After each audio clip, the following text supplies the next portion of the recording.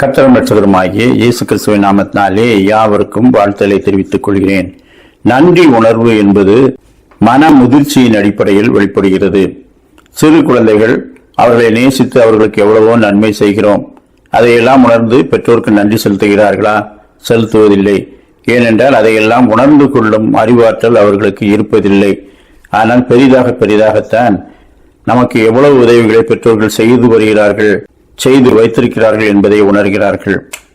அதுவும் நடுவயது தாண்டித்தான் மன முதிர்ச்சி ஒருவருக்கு கிடைக்கும் போது பெற்றோர் நமக்கு எவ்வளவு நன்மை செய்திருக்கிறார் என்பதை அவர் முழுமையாக உணர்ந்து கொள்கிறார்.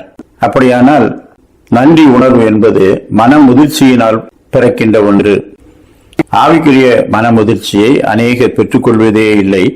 கர்த்தர் என்னை ரட்சித்திருக்கின்றார், என்னை மீட்டிருக்கின்றார், தம்முடைய பிள்ளையாக தெரிந்து கொண்டிருக்கின்றார், இதையெல்லாம் அவர்கள் உணர்ந்து கொள்வதே இல்லை. கர்த்தர் தந்த ரட்சிப்பை உணர்ந்து அவருக்கு ஸ்தோத்திரம் செலுத்தத்தக்க நன்றியுள்ள இருதயம் எப்பொழுது வரும்? ஆவிக்குரிய வாழ்க்கையிலே முதிர்ச்சி அடையும் போதுதான். சங்கீதம் 78:42 அவருடைய கரத்தையும் அவர் தங்களை சத்ருவுக்கு விலக்கி மீட்ட நாளையும் நினையாமற் போனார்கள்.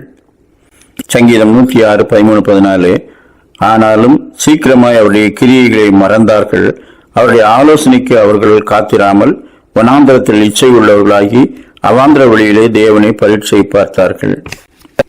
சங்கீதம் 106:21 எகிப்திலே பெரிய கிரியைகளையும் காமின் தேசத்திலே அதிசயங்களையும் சிவந்த சமுத்திர தண்டையிலே பயங்கரமானவைகளையும் செய்தவராகிய தங்கள் இரட்சகரான தேவனையும் மறந்தார்கள். நாம் இஸ்ரவேல் ஜனங்கள் கண் முன்னாலே அநேக நன்மைகளை வானத்திலிருந்து பெற்றுக்கொண்ட மன்னாவை அனுபவித்தார்கள். ஆனால் சீக்கிரத்திலே அவற்றை எல்லாம் மறந்து போனார்கள். அவருடைய சந்ததிகளுக்கு அவற்றை சொல்லி வரும்படிக்கு கர்த்தர் கட்டளையிட்டிருந்தார். அதற்கு அடையாளங்களை கூட கொடுத்திருந்தார். ஆனாலும் அனுபவித்த ஜனங்கள் மறந்து போனார்கள். தீர்க்கதரிசிகளை கொண்டு கர்த்தர் அவைகளை நினைவூட்டுகின்றார். எகிப்து என்னும் இருப்பு காலவாயிலிருந்து உங்களை விடுவித்த உங்கள் தேவனாகிய கர்த்தரை மறந்து போனீர்களே என்று தீர்க்கதரிசிகள் நினைவூட்டினார்கள்.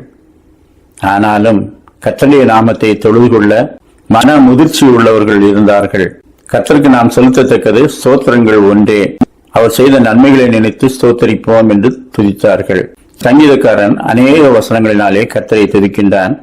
தனக்கும் தன்னுடைய முன்னோர்களுக்கும் அவர் செய்த நன்மைகளை நினைத்து அவரை துதிக்கின்றான். நாம் தெரிந்து கொள்ளப்பட்ட சந்ததியாக அவரண்டையிலே கூட்டி சேர்க்கப்பட்டவர்களாக இருக்கிறோம். நம்மையும் நம்முடைய சந்ததியையும் அவர் தம்மை நேசிக்கும்படிக்கும் ரட்சிக்கப்படும்படிக்கும் தெரிந்து கொண்டிருக்கின்றார். பெற்றுக்கொண்டவைகளை நினைத்து நாம் ஸ்தோத்திரம் செலுத்தும் போது அவர் வாக்குத்தத்தம் பண்ணினவைகளை நினைத்து கர்த்தரை நாம் ஸ்தோத்திரிப்போம். கர்த்தர் நமக்கு நித்திய ஜீவனை தந்திருக்கிறார். அந்த ஜீவன் அவருடைய குமாரனில் இருக்கிறது. குமாரனை உடையவன் ஜீவனை உடையவன். நாம் தேவகுமாரனை உடையவர்களாக இருக்கிறபடினால் ஜீவன் உள்ளவர்கள் ஜீவனுள்ளோர் தேசத்திலே பிரவேசிப்போம் என்ற நம்பிக்கையோடு எப்பொழுதும் அவரை நாம் துதிப்போம். கர்த்தர் தாமே அப்படிப்பட்ட நல்ல சிந்தனைகளை நமக்கு தந்தருள்வாராக. ஆமேன்.